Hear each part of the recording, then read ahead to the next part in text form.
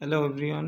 आज के इस वीडियो में हम लोग डिस्कस करेंगे magnetic field at a point on the axis of a current carrying loop. इसके पहले हम लोग ने पढ़ा है बायो-सॉवर्त लॉ। उसी का एप्लीकेशन है जो कि एग्ज़ाम में कई बार पूछा गया है और आगे भी पूछा जा सकता है। तो इसमें अगर कोई करंट लूप है, उसके एक्सिस पे किसी भी पॉइंट पे, सपोज एक सर्कुलर करंट लूप है, इसके एक्सिस पे किसी भी पॉइंट इस साइड या इस साइड कहीं भी किसी भी पॉइंट पे, सपोज पॉइंट पी है आर डिस्टेंस पे, वहाँ पे हम इलेक्ट्रिक फील्ड अगर इसमें माने कि करंट आई फ्लो कर रही है, सपोज करें करंट आई फ्लो कर रही है, तो इस पॉइंट पे पी पे आइदर इस साइड और लेफ़्ट और राइट में कहीं पे भी हम इलेक्ट्रिक फील्ड कितनी भी डिस्टेंस पे डायरेक्ट फॉर्मूले से कैलकुलेट कर सकते हैं। तो यही एप्लीकेशन हम लोग यूज बायो-सॉवर्त लॉ का यूज़ करेंगे।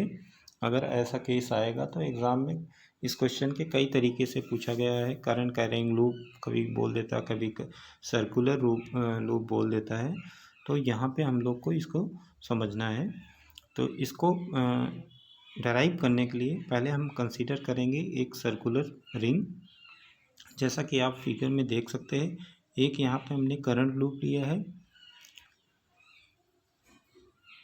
सर्कुलर लूप है, इसका रेडियस है स्मॉल ए, जैसा कि आप यहाँ पे देख सकते हैं रेडियस स्मॉल ए।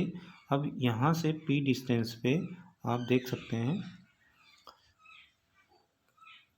यहाँ से पी डिस्टेंस पे, इसके सेंटर से पी डिस्टेंस पे पी पॉइंट पे एक्स डिस्टेंस हमने ले लिया है, एक्स डिस्टेंस ले लिया है। यहाँ पे आप देख सकते हैं एक्स डिस्टेंस पे पॉइंट पी लिया है, जहाँ पे हमें इलेक्ट्रिक फील्ड बतानी है, राइट। सो अब उसके लिए बताने के लिए, जैसे कि हम कैलकुलेट करने के लिए, जैसा कि हम बायो-सॉवर्त में एक एलिमेंटल लेंथ dl लेते थे, तो वैसा यहाँ भी सपोज करेंगे। अब यहाँ पे एपेक्स पॉइंट पे आप देख सकते हैं पॉइंट ए हमने कंसीडर किया हुआ, पॉइंट ए पे स्मॉल एलिमेंटल लेंथ लिया है dl, ये dl है, स्मॉल एलिमेंटल लेंथ लिया d। इसका लोअर मोस्ट पॉइंट आप देख सकते हैं, यहाँ पे लोअर मोस्ट पॉइंट पे भी b है, यहाँ पे b पे भी एक एलिमेंटल लेंथ लिया है। इन दोनों की वजह से पहले हम यहाँ p पॉइंट पे देखेंगे मैग्नेटिक फील्ड कितना हो रहा है, देन मैग्नेटिक फील्ड हम यहाँ पे उसका एक्सप्रेशन डेराइव कर सकते हैं। मैग्नेटिक फील्ड या मैग्नेटिक फील्ड डेंसिटी की बात कर रहे हैं, राइट। सो अब इसके लिए हमने मान लिया है, suppose a point P on the axis of a circular coil at a distance, यहाँ पे हमने x लिया है बेसिकली, इसको x कर लीजिएगा। यहाँ पे आप देखिए ये x distance from point O, means O क्या है, सेंटर है कॉयल का, इस कॉयल सर्कुलर लूप का एक सेंटर है, मीन्स OP इक्वल टू हमने मान लिया है x।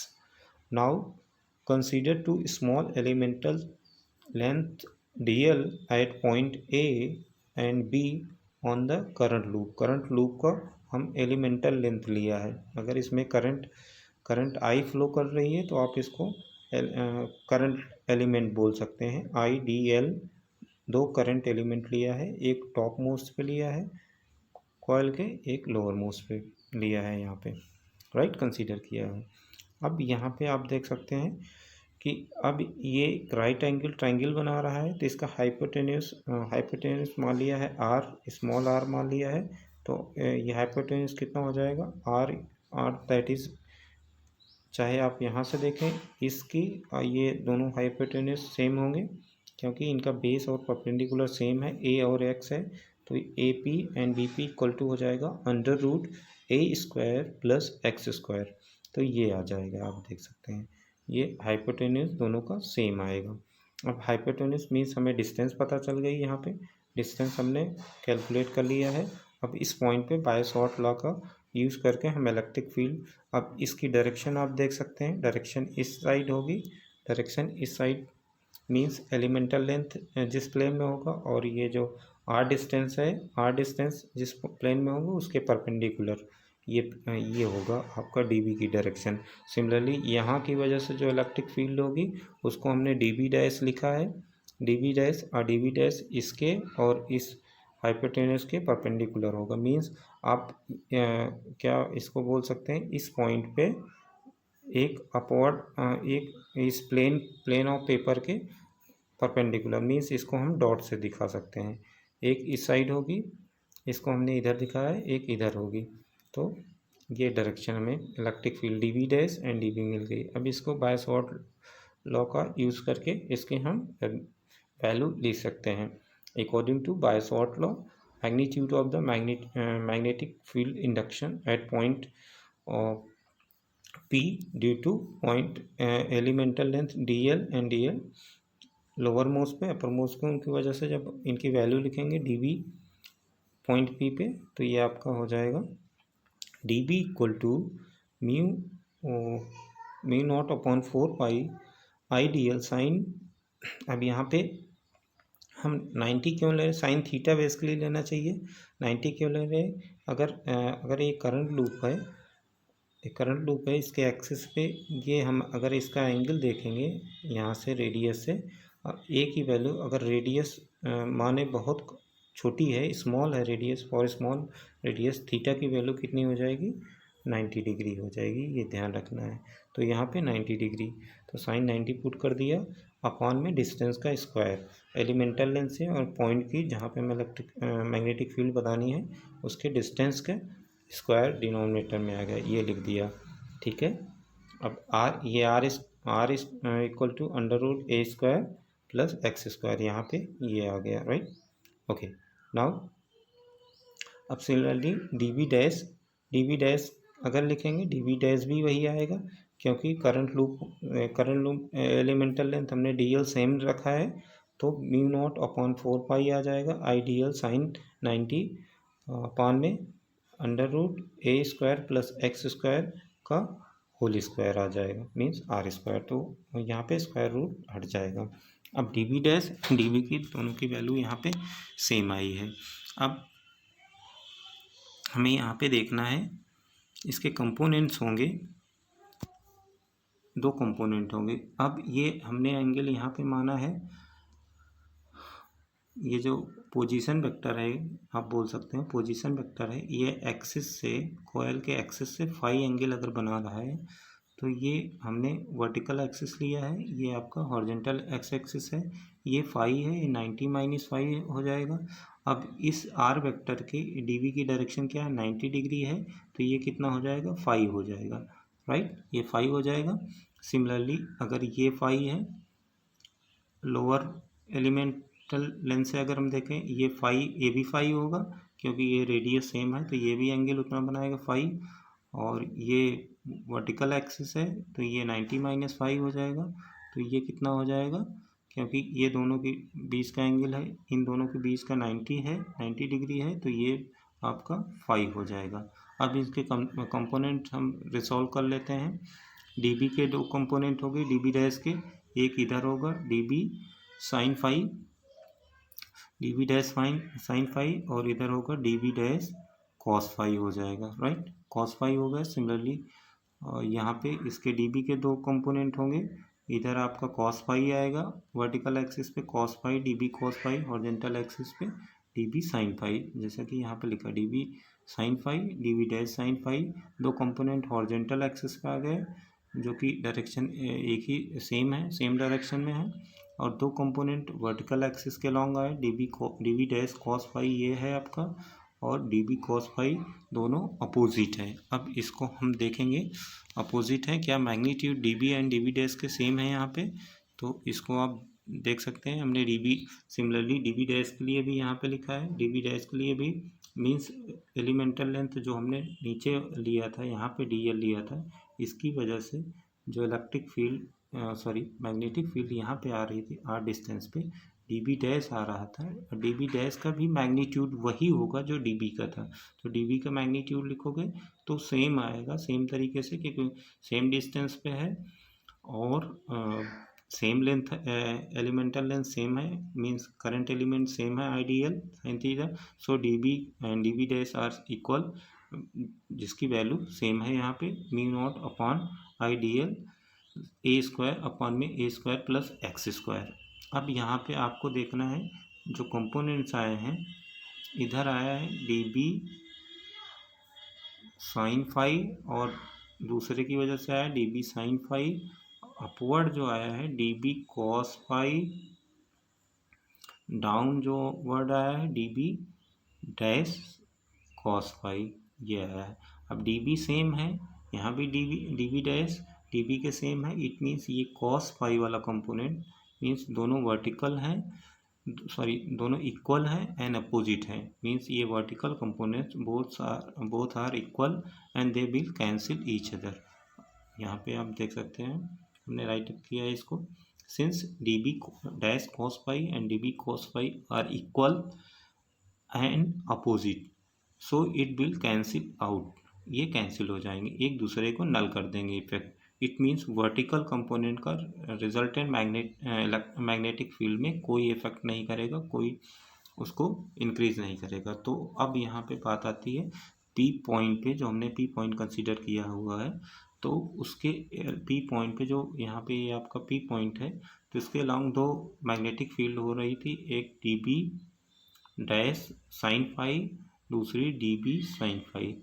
अब इन्हीं दोनों साइन कंपोनेंट जो हैं, साइन कंपोनेंट के वजह से ही मैग्नेटिक फील्ड वहाँ पे इंड्यूस होगी। ओके, नाउ दस total magnetic field induction at point P due to current through the whole circular coil is given by, means total electric magnetic field B equal to, अब हम क्या करें integrate करते हैं डी बी साइन फाइव, क्योंकि दोनों लिए है डी बी साइन फाइव। अब इसको इंटीग्रेट कर दें पूरी लेंथ के लिए। मींस करंट लूप का हमने डीएल लिया था, ये आपका करंट लूप डीएल की वजह से हमने निकाल लिया कि एक कंपोनेंट आ रहा है डीएल की वजह से। अब इसको पूरी लेंथ के लिए अगर इंटीग्रेट कर दें तो पूरे लेंथ के ये जो करंट लूप मींस ये सरकमफ्रेंस है करंट लूप का, इसकी वजह से जो यहाँ पे मैग्नेटिक फील्ड होगी डी बी तो एलिमेंटल की है, total magnetic field B equal to आपका ये आ जाएगा integral D B sine phi. तो यहाँ पे डी बी की वैल्यू रखेंगे mu nought upon 4 pi I D L sine phi, क्योंकि साइन फाइव ये भी है, ये साइन फाइव आ जाएगा इसके साथ, और अपॉन में A square plus x square. अब यहाँ पे जो कॉन्स्टेंट्स हैं उनको हम बाहर करेंगे इंटीग्रल से। अब म्यू दैट इज परमिबिलिटी बाहर, करंट बाहर, कांस्टेंट है 4 पाई कांस्टेंट, ए स्क्वायर प्लस एक्स स्क्वायर ये भी कांस्टेंट, साइन फाइव भी कांस्टेंट। अब वेरिएबल कौन है डीएल, तो केवल डीएल को इंटीग्रेट करेंगे यहाँ पे, डीएल को इंटीग्रेट करेंगे। अब डीएल को इंटीग्रेशन आपको पता है, अगर ये एक सर्कुलर कॉयल है या लूप है तो अगर इस डीएल को इंटीग्रेट करेंगे इट मीन्स ये क्या देगा आपको सरकमफ्रेंस, और सर्कल का सरकमफ्रेंस क्या होता है 2 पाई ए रेडियस। सरकमफ्रेंस क्या होता है 2 पाई ए दैट इज 2 पाई आर यहाँ पे हमने रेडियस ले तो ए यहाँ पे हमने रेडियस कंसीडर किया होगा, तो इंटीग्रल डीएल को हम रिप्लेस कर देंगे 2 पाई ए से हटा देंगे। अब यहाँ पे एक चीज़ और है साइन फाइव भी कांस्टेंट है, क्योंकि फाइव हमें एंगल नोन नहीं होगा तो साइन फाइव को भी एलिमिनेट करना है। साइन फाइव को आप वहाँ पे फिगर में देखेंगे, ये एंगल फाइव है, ये ए है, ये आपका क्या है एक्स है, ओ से पी की डिस्टेंस एक्स है, ये आर डिस्टेंस, ये आर हमने माना था position vector, under root R की value A square plus x square थी यहाँ पे। अब यहाँ पे अगर हम साइन फाइव निकालें तो साइन फाइव की वैल्यू क्या आ जाएगी a upon under root A square, a means perpendicular upon hypotenuse, sine five means perpendicular a upon under root A square plus x square, ये आ जाएगा। अब साइन फाइव को भी एलिमिनेट करना है, यहाँ पे हमने एलिमिनेट कर दिया, साइन फाइव की जगह ये रख दिया एंड इंटीग्रल डीएल की जगह 2 पाई ए रख दिया। अब इसको हमें सिंप्लीफाई करना है, सिंप्लीफाई करके हम इसको फर्दर कैलकुलेट करेंगे। अब देखो यहाँ पे 2 पाई ए रखा है तो 2 पाई से पाई कैंसिल हो गया यहाँ पे आपका, और और पाई से पाई कैंसिल होगा, 2 से आप चाहो तो इसको कैंसिल कर दो, 2 आ जाएगा, तो ये आपका एक्सप्रेशन आ जाएगा। कैंसिल आउट के सिंप्लीफाई करेंगे तो mu not I A square means radius का स्क्वायर अंडर रूट। अब यहाँ पे देखो ये था एक ब्रैकेट में स्क्वायर रूट था, तो इसकी पावर 1 है, इसकी पावर 1/2 है, तो 1 प्लस 1/2, 1 प्लस 1/2 कितना हो जाएगा, पावर 3/2 मीन्स अंडर रूट ए स्क्वायर प्लस एक्स स्क्वायर की पावर 3/2 टू पावर 3/2। ये एक्सप्रेशन आ जाएगा सिंप्लीफाई होके। यहाँ पे सिंपल सी मैथमेटिक्स है, इसको आप देख सकते हो, इन दोनों का को सिंप्लीफाई करेंगे तो पावर 3/2 हो जाएगी, क्योंकि एक की पावर 1 है, दूसरे की पावर हाफ है, तो 1 प्लस हाफ कितना हो जाएगा, 3/2। तो यहाँ पे आप देख सकते हो पावर 3/2 हो गई, राइट। तो ये हो गया। अब इसकी डायरेक्शन आपको बताना है, तो डायरेक्शन जैसे ये कॉइल थी, ये आपका पॉइंट पी था, तो पी पे एक्स एक्सिस के लॉन्ग मीन्स कॉइल के परपेंडिकुलर जो होगी नेट इलेक्ट्रिक फील्ड होगी, कॉइल के परपेंडिकुलर मीन्स पी से एक्स के लॉन्ग। अगर ये एक्स एक्सिस हॉरिजॉन्टल एक्सिस लिया है तो इसकी डायरेक्शन क्या होगी, कॉइल की वजह से टोटल पूरी कॉइल की वजह से मैग्नेटिक फील्ड जो होगी उसकी डायरेक्शन हो जाएगी उसके परपेंडिकुलर मीन्स उसके एक्सिस के लॉन्ग। अब एक्स डिस्टेंस में चाहे आप कॉइल के लेफ्ट में देखिए या राइट में कहीं पे देखिए, ये चाहे लेफ्ट में देखिए यहाँ पे या राइट में यहाँ पे देखिए, हर जगह आपको सेम डिस्टेंस पे मैग्नेटिक फील्ड सेम मिलेगी। अब यहाँ पे बात आती, अगर कॉइल में अभी तो हमने एक टर्न लिया था, इस तरह से बहुत सारे टर्न हम बना दें, एन टर्न बना दें, तो एन टाइम एक कॉइल है तो जो इलेक्ट्रिक फील्ड आएगा, 2 कॉइल करेंगे डबल हो जाएगी, 3 कॉइल करेंगे ट्रिपल हो जाएगी, इस तरह से एन कॉइल करेंगे तो उसकी मैग्नेटिक फील्ड एन टाइम्स हो जाएगी। तो यहाँ पे आप देख सकते हैं म्यू एन से मल्टीप्लाई कर देंगे, क्योंकि एन टर्न्स है, नंबर ऑफ टर्न्स हमने कॉइल में बढ़ा दिया तो मैग्नेटिक फील्ड बढ़ती जाएगी पी पॉइंट पे, और उसकी डायरेक्शन यहाँ याद रखना हमेशा कॉइल के परपेंडिकुलर होती है, मीन्स लूप के करंट लूप के परपेंडिकुलर होगी, हर एक लूप में करंट आई होगी सेम। अब यहाँ पे आप देख सकते हो ये एक्सप्रेशन हो गया B equal to mu nought N I A square upon 2 under root A square plus x square to power 3/2। ये एक इम्पोर्टेंट रिलेशन आ गया जो कि करंट लूप के एक्स डिस्टेंस, करंट लूप के सेंटर से उसके एक्सिस पे एक्स डिस्टेंस पे हमें मैग्नेटिक फील्ड की वैल्यू ये एक्सप्रेशन मिलता है। ये एप्लीकेशन है बायो-सॉर्ट लॉ का। अब इसमें कुछ स्पेशल केसेस हम डिस्कस करते हैं। यहाँ पे स्पेशल केसेस कौन कौन से हैं, पहले हम ये लेते हैं when P point lies at O. अगर पी पॉइंट को हम माने, जैसे ये कॉइल था, यहाँ पे ये पी पॉइंट एक्स डिस्टेंस पे लाई कर रहा था। अब पी पॉइंट को हम क्या करें, सेंटर पे मान लें, कॉइल के लूप के सेंटर पे, मीन्स एक्स को हमने क्या कर दिया, 0 कंसीडर कर लिया। यहाँ पे एक्स को हमने 0 ले लिया, मीन्स पी कहाँ पे लाई कर जाए, सेंटर पे कॉइल को। एक्स इक्वल टू इसका मतलब क्या हो गया, 0। तो उस केस में एक्स इक्वल टू 0 रख दो तो आपका एक्सप्रेशन आ जाएगा यहाँ पे ए एक्स स्क्वायर की जगह 0 स्क्वायर, तो ये और ए स्क्वायर बचेगा ब्रैकेट में, ए स्क्वायर यहाँ से 2 पावर कैंसिल हो जाएगी, ए क्यूब ऊपर ए स्क्वायर था नीचे ए बचेगा। तो इट मीन्स अगर किसी करंट लूप के सेंटर पे हमें मैग्नेटिक फील्ड बताना है, सेंटर पे मीन्स बी सी, सेंटर पे मैग्नेटिक फील्ड की value mu nought N I upon 2a। That is very important conclusion year. ये आपको न्यूमेरिकल में दे देता है कि कोई करंट लूप दे देगा, उसमें करंट दे देगा, नंबर ऑफ टर्न्स दे देगा, अब बोलेगा आप सेंटर पे मैग्नेटिक फील्ड इंडक्शन की वैल्यू बताओ। तो सो ये एप्लीकेशन यहाँ पे बहुत ज़्यादा इंपॉर्टेंट है, राइट। ओके, अब इसका सेकेंड केस लेते हैं, that is also important here. when point P lies away from center of the coil, center of coil से के दूर है, बहुत दूर है, इस तरह से है कि x की वैल्यू मीन्स जो डिस्टेंस है रेडियस से बहुत ज़्यादा है। मान लिया डिस्टेंस रेडियस मिलीमीटर में है और डिस्टेंस हमने सेंटीमीटर 100 सेंटीमीटर या मीटर में ले लिया, तब उसको मानेंगे for greater than x is for greater than the radius A. It means यहाँ पे हम किसको एलिमिनेट करने वाले हैं, ए। रेडियस को एलिमिनेट कर लेंगे, रेडियस को यहाँ पे हम 0 कंसीडर कर लेंगे, राइट। तो अगर 0 कंसीडर करेंगे, radius A equal to 0 put करेंगे, इक्वल टू 0 करेंगे, एक्स स्क्वायर ब्रैकेट में बचेगा, 3 पावर 3/2, 2 से पावर 2 कैंसिल, क्यूब बचेगा। तो ये आपका एक्सप्रेशन आ जाएगा। ये यहाँ पे म्यू नॉट अपॉन 4 पाई तो रहेगा ही, उसको बना दिया।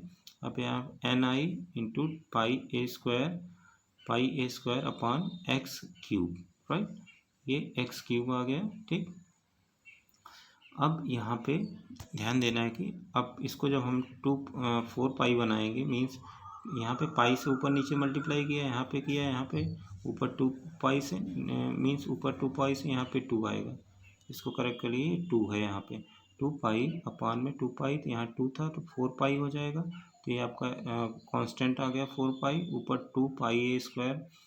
अब पाई ए स्क्वायर क्या हो जाएगा, कॉइल का एरिया हो जाएगा, कॉइल का क्रॉस सेक्शनल एरिया हो जाएगा। तो उसको हमने हटा दिया, पाई ए स्क्वायर की जगह एरिया रख दिया 2ni upon x cube, right. अब यहाँ पे आप देख सकते हो हमने कंसीडर किया होगा pi a square area of the current loop, right. अब यहाँ पे एक चीज़ हमें नया टर्म आ रहा है, N I A, N number of turns, I क्या है करंट कॉइल में, ए क्या है एरिया। इसी को बोलते हैं magnetic dipole moment of current loop. इसको कैपिटल एम से डिनोट कर सकते हैं, capital M equal to N I. एक नया टर्म इंट्रोड्यूस कर दिया, एन आई को हटा के कैपिटल एम लिख दिए हैं यहाँ पे, एंड कैपिटल एम का नाम दिया है हमने magnetic dipole moment of the current loop. इसका जो मैथमेटिकल रिलेशन होगा एन आई ए, मीन्स इसका फॉर्मूला आ जाएगा magnetic current loop dipole moment का, N I A. N is the number of turns, I is the current, A is the area of the current loop. अब इसको यहाँ पे एक conclusion दिया जा रहा है, thus the current loop can be regarded as magnetic dipole which produces its magnetic field, and magnetic dipole moment of current loop is equal to the product of ampere turns, ampere turns means ni को ampere turns बोलेंगे, and area of the current loop। It means अब ये जो magnetic field बना रहा है, ये किसकी वजह से बनाया कि मैग्नेटिक फील्ड इंड्यूस हुआ है। अब ये क्या बना रहा था, जैसे इलेक्ट्रिक डायपोल हमने पढ़ा है, इलेक्ट्रिक डायपोल में क्या होता है, एक पॉजिटिव और एक निगेटिव चार्ज, दोनों इक्वल एंड अपोजिट चार्ज हो, स्मॉल डिस्टेंस पे रख दें, स्मॉल डिस्टेंस आर पे रख दें या ए पे रख दें, तो ये एक इलेक्ट्रिक डायपोल मूवमेंट बना लेते हैं, इलेक्ट्रिक डायपोल बना लेते हैं। उसी तरीके से यहाँ पे एक मैग्नेटिक डायपोल बन रहा है, जिसको हमने मैग्नेटिक डायपोल मोमेंट एम बताया है, राइट। तो अब यहाँ पे उसी की हमें डायरेक्शन देखनी है। तो यहाँ पे दो पोलरिटी आपको मिलेगी, एक क्लॉकवाइज मिलेगी, अगर करंट क्लॉकवाइज है तो उसमें south polarity S for south, इस तरह से हमने सिंबल बनाया है। अगर करंट लूप में करंट क्लॉकवाइज फ्लो करा दें तो जो पोलरिटी बनेगी साउथ। इसको आगे हम लोग पोलरिटी और डिस्कस करेंगे, साउथ पोलरिटी बनाएगा, तो इसको हम एस से डिनोट करेंगे। आप यहाँ पे देख सकते हैं एस से। अगर क्लॉकवाइज करंट लूप में फ्लो कर रहेगी साउथ पोलरिटी, तो मैग्नेटिक फील्ड की डायरेक्शन जो होती है, अभी आगे हम लोग जैसे हमारा इलेक्ट्रिक फील्ड में हमने डायरेक्शन पढ़ा था, इलेक्ट्रिक फील्ड की डायरेक्शन हमने पढ़ा था, उसमें भी पढ़ा था, इलेक्ट्रिक डायपोल में पढ़ा था, इलेक्ट्रिक फील्ड की डायरेक्शन निकालते थे। उसी तरीके से यहाँ पे डायरेक्शन इलेक्ट्रिक फील्ड की बताएंगे, मैग्नेटिक फील्ड की, क्योंकि यहाँ पे भी मैग्नेटिक डायपोल मोमेंट बना रहा। अगर करंट को एंटी क्लॉकवाइज फ्लो करा दें तो नॉर्थ पोलरिटी एन, यहाँ पे एन, ये सिंबल हमने एन का बनाया हुआ, मीन्स एंटी क्लॉकवाइज होगा करंट, ऐसे करंट फ्लो करा दें तो नॉर्थ पोलरिटी बनाएगा, एन से डिनोट करेंगे तो नॉर्थ पोलरिटी बोलेंगे। अब इसमें थर्ड केस लेते हैं। थर्ड केस में क्या है, when X equal to A, means जितना रेडियस है उतने ही करंट लूप के उतने ही डिस्टेंस पे, ए रेडियस है तो ए ही डिस्टेंस पे हमें सपोज करो मैग्नेटिक फील्ड बतानी है, तो put x square, simple x equal to a, यहाँ पे एक्स इक्वल टू ए रख दिया तो ए स्क्वायर हो जाएगा, यहाँ पे ए स्क्वायर, अब ए स्क्वायर हो जाएगा तो ए स्क्वायर प्लस ए स्क्वायर तो 2a स्क्वायर टू पावर 3/2। अब इसकी पावर इसकी कैंसिल, बट 2 की पावर क्या हो जाएगी 2 की पावर यहाँ पे कितनी हो जाएगी, यहाँ पे आप देख सकते हैं 2 की पावर ऊपर भी 2 है, उसको सिंप्लीफाई करेंगे तो 2 की पावर यहाँ पे 4 पाई है, ऊपर 2 पाई है, पाई से पाई कैंसिल कर दीजिए और यहाँ पे 2 से 2 कैंसिल करिए, 2 बचेगा, 2 की पावर 1, 2 की पावर 3/2, 2 की पावर 1 इंटू 2 की पावर 3/2। अब इसको सिंप्लीफाई करोगे 1 प्लस 3/2 कितना हो जाएगा 5/2, मीन्स ये 2 की पावर 5/2 μni/a। ये थर्ड केस है। ये तीनों केस कभी कभी एग्ज़ाम में पूछ लिए जाते हैं, तो इसको आपको तीनों केस कंसीडर करना है। तो आप इसको पूरा अपनी नोटबुक में नोट कर लीजिए। इसके एप्लीकेशन इसके आप देखेंगे, न्यूमेरिकल भी आया हुआ कई बार और थ्योरी में भी कई बार डेरिवेशन इसका पूछा गया। कभी कभी ये स्पेशल केस भी पूछ लेता है न्यूमेरिकल में, कोई कंडीशन देके स्पेशल कोई न्यूमेरिकल देके उसमें स्पेशल कंडीशन लगा देगा कि इतने डिस्टेंस पे बताओ, एक्स इक्वल टू सेंटर पे पूछ लेगा एक्स इक्वल टू 0, या बोल देगा उससे एक्स रेडियस से एक्स डिस्टेंस बहुत बड़ी है, सेकेंड केस। अब थर्ड केस है इसमें एक्स इक्वल टू ए, जितना रेडियस है करंट लूप का उतनी ही डिस्टेंस पे आपसे पूछ लेगा, तो ये आप फार्मूला यूज़ कर सकते हैं। तो ये हो गया आपका बायस-ओह्म लॉ का एप्लीकेशन। नाउ नेक्स्ट वीडियो में हम लोग डिस्कस करेंगे amperes circuital law which is also important. ये एम्पियर सर्किटल लॉ एक इसका अल्टरनेटिव है, जो कुछ केसेस होते हैं उसमें हम इसको जहाँ पे यूज़ नहीं कर सकते हैं वहाँ पे हम एम्पियर सर्किटल लॉ को यूज़ कर सकते हैं, तो उसको हम लोग नेक्स्ट वीडियो में करेंगे। तो इसको आप नोट्स बना लीजिए और इस पे जो भी बोर्ड में प्रॉब्लम आए हुए हैं उसको मैं सेंड कर दूँगा, तो आप उसको वहाँ से नोट कर सकते हैं। इसको प्रॉब्लम में आप कॉपी में सॉल्व कर सकते हैं। इस पर न्यूमेरिकल भी करना है आपको, एक्सरसाइज में कई सारे प्रॉब्लम दिया है एनसीईआरटी बुक के, आप उसको सॉल्व करना है। ओके।